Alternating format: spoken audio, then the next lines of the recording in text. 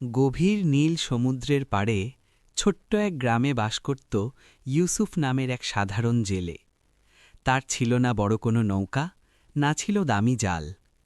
দিনের পর দিন পরিশ্রম করে যে কয়টা মাছ পেত তা বিক্রি করেই চলত তার ছোট সংসার। স্ত্রী সারা ছিল তার একমাত্র সঙ্গী। কিন্তু ভাগ্য যেন হঠাৎ করেই মুখ ফিরিয়ে নিল। টানা কয়েক সপ্তাহ ধরে ইউসুফ সমুদ্রে গিয়ে একটি মাছও ধরতে পারছিল না। প্রতিদিন ভোরে বের হতো আশার আলো নিয়ে, আর সন্ধ্যায় ফিরত খালি হাতে। প্রথমে সারা সান্ত্বনা দিত, আল্লাহ ভরসা, কাল ভালো হবে। কিন্তু দিন গড়াতে গড়াতে অভাব তাদের ঘরটাকে ভারী করে তুলল। হাঁড়িতে আর ভাত চড়ে না, চুলায় আগুন জ্বলে না। সারার ধৈর্য ভেঙে যেতে লাগল। একদিন ইউসুফ যখন আবারও খালি হাতে ফিরে এলো, সারা আর নিজেকে সামলাতে পারল না। কতদিন হল? ২০ জুন, একটা মাছও ধরতে পারো না? তোমার থাকা আর না থাকা একই কথা। ইউসুফ চুপ করে দাঁড়িয়ে রইল। সে জানত অভাব মানুষের ভাষা বদলে দেয়। সারা কঠিন কণ্ঠে বলল, শুনে রাখো, কালও যদি জাল খালি থাকে আমি বাপের বাড়ি চলে যাব, তোমার সঙ্গে আর থাকব না।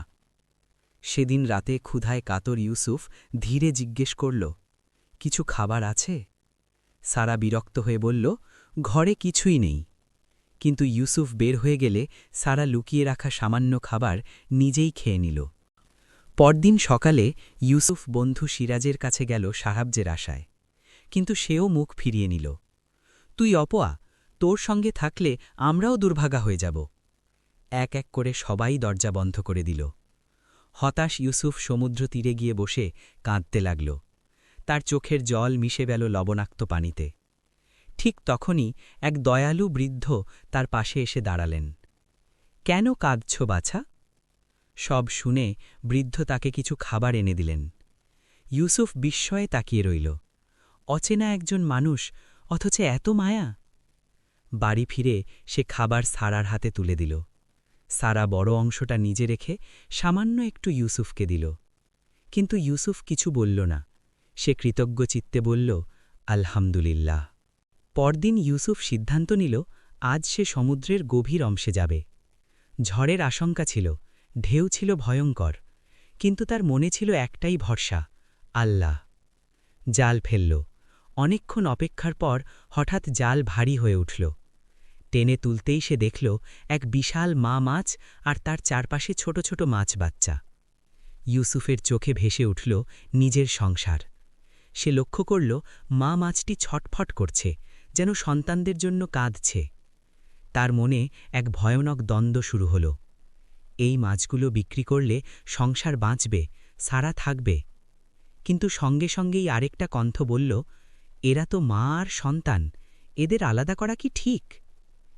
দীর্ঘশ্বাস ফেলে প্রথমে ছোট মাছগুলোকে জাল থেকে ছাড়িয়ে সমুদ্রে ছেড়ে দিল। তারপর একটু থেমে মা মাছটির দিকেও তাকাল।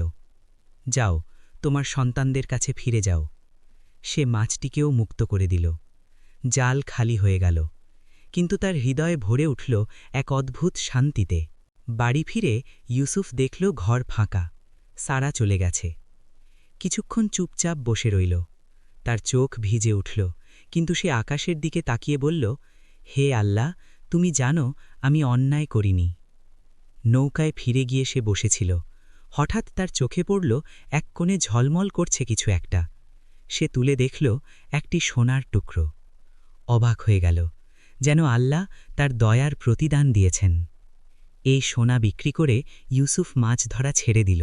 সে শুরু করল ভাঙা হাঁড়ি পাতিল মেরামতের ছোট ব্যবসা।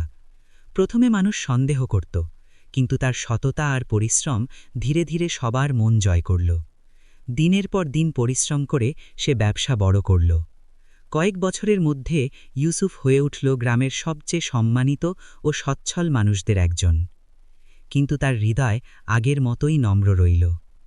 একদিন খবর পেল সারা গ্রামে এসেছে। দূর থেকে দাঁড়িয়ে দেখছে ইউসুফকে। সচ্ছল পোশাক, সম্মান, মানুষের ভালোবাসা, সব দেখে তার চোখ ভরে উঠল অশ্রুতে। সে মনে মনে বলল, আমি কি ভয়ঙ্কর ভুল করেছি। সংকটে পাশে না থেকে তাকে ছেড়ে গেছি। অনুশোচনায় তার বুক ভেঙে যাচ্ছিল।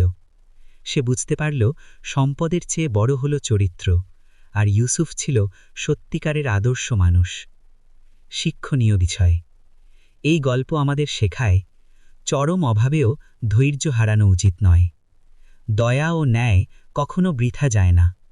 আল্লাহর ওপর ভরসা করলে তিনি অপ্রত্যাশিত পথ খুলে দেন। সংকটের সময় আপনজনকে ছেড়ে যাওয়া নয়, বরং পাশে দাঁড়ানোই প্রকৃত ভালোবাসা। ইউসুফের গল্প আমাদের মনে করিয়ে দেয়, সমুদ্র যত গভীরই হোক, আল্লাহর রহমত তার চেয়েও গভীর।